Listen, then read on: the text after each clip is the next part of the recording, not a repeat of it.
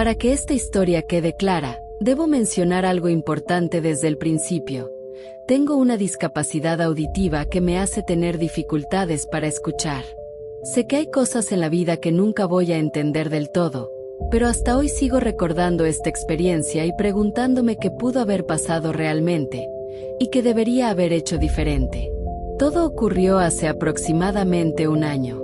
La temporada de fiestas acababa de terminar y yo estaba volviendo poco a poco a mi rutina normal, después de viajar y reunirme con familiares y amigos. Vivo en un pequeño vecindario suburbano que limita directamente con un bosque, en el sur de Quebec. Es una zona muy tranquila. La mayoría de los residentes se conocen entre sí, y sinceramente, eso siempre me gustó. Le daba al lugar una sensación cálida y segura. Durante el invierno, me gusta sacar a mi perro, Manti, a caminar por los senderos del bosque. Es una mezcla de Rottweiler con Husky, perfecto para el frío y para correr, que es algo que disfruto hacer de vez en cuando. El bosque tiene varios caminos, ninguno especialmente difícil ni peligroso. Son senderos comunes, pensados más para paseos que para excursionistas expertos. Recuerdo que ese día era por la tarde. Había terminado de almorzar bastante tarde y decidí salir a caminar para quemar algunas calorías con Manti. Como siempre, cuando doblamos la esquina de mi calle hacia la entrada del bosque, Manti se volvió completamente loco de emoción. Era un día frío de febrero. Durante la noche había caído una capa fresca de nieve, cubriendo los caminos como un lienzo casi en blanco. Como hacía habitualmente, solté la correa para que Manti pudiera correr libremente. Había algunas manchas amarillas y huellas de botas en la nieve, lo que indicaba que otras personas ya habían pasado por ahí con sus perros más temprano. La mayoría de la gente suele caminar por la mañana, porque el sol se pone alrededor de las 4 de la tarde en invierno.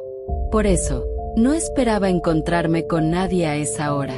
Después de caminar unos 30 minutos, llegamos a una bifurcación. Noté que uno de los senderos no tenía huellas.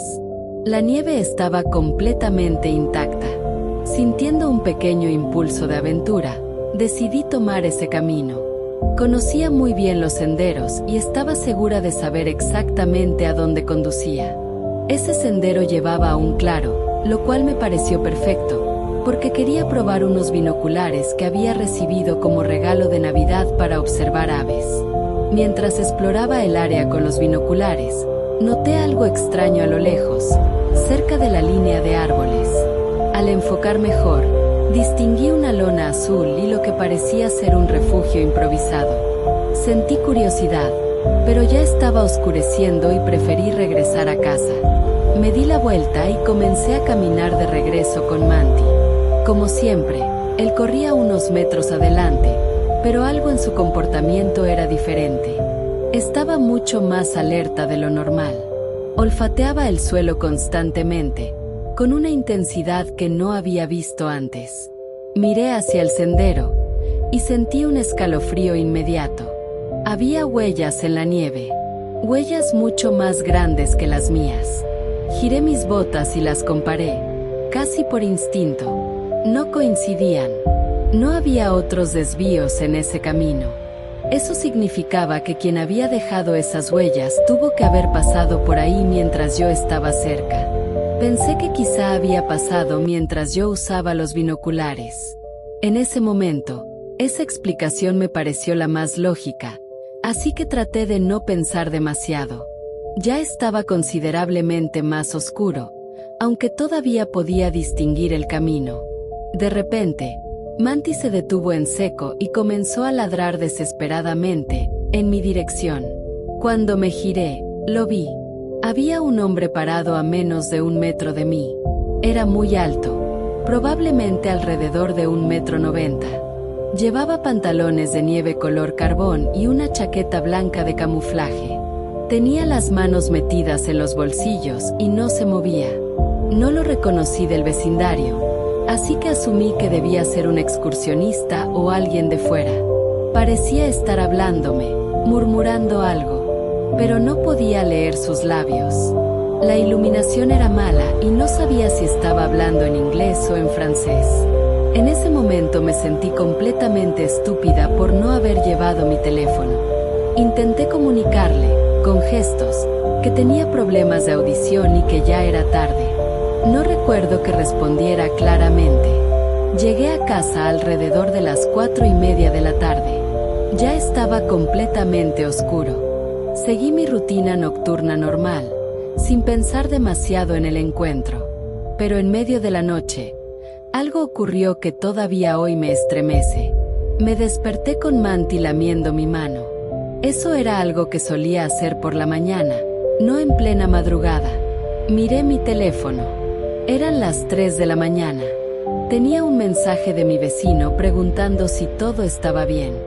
Decía que Manti había estado ladrando de forma completamente descontrolada.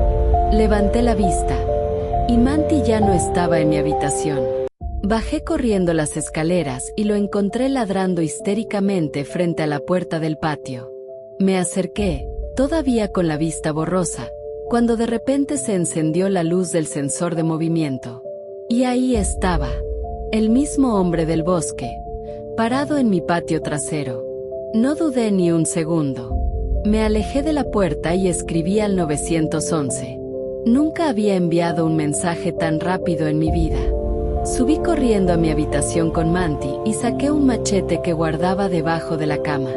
Soy una mujer de baja estatura, con experiencia en artes marciales, pero sé perfectamente que la mejor pelea es la que no ocurre. Me senté frente a la puerta, protegiendo a mi perro y a mí misma, esperando a la policía. Manti de repente se levantó y comenzó a ladrar con violencia hacia la puerta del dormitorio. Vi una sombra proyectarse por debajo de la puerta. Mis manos estaban empapadas de sudor. Parecía que en cualquier segundo la puerta iba a abrirse o romperse, pero no ocurrió. Cuando la policía llegó, revisaron la casa. El vidrio de la puerta del patio estaba completamente destrozado. El portón del jardín estaba abierto. Conducía directamente al bosque. ¿Creen que el hombre escapó por ahí? Les conté sobre el refugio improvisado que había visto el día anterior. Pasé unos días en casa de una amiga mientras reparaban la puerta. Nunca recibí más información de la policía. Desde ese día, solo camino por calles y caminos visibles. Y trato de no pensar demasiado en lo que pudo haber pasado, ni en lo que habría ocurrido si no hubiera tenido a Manti conmigo esa noche.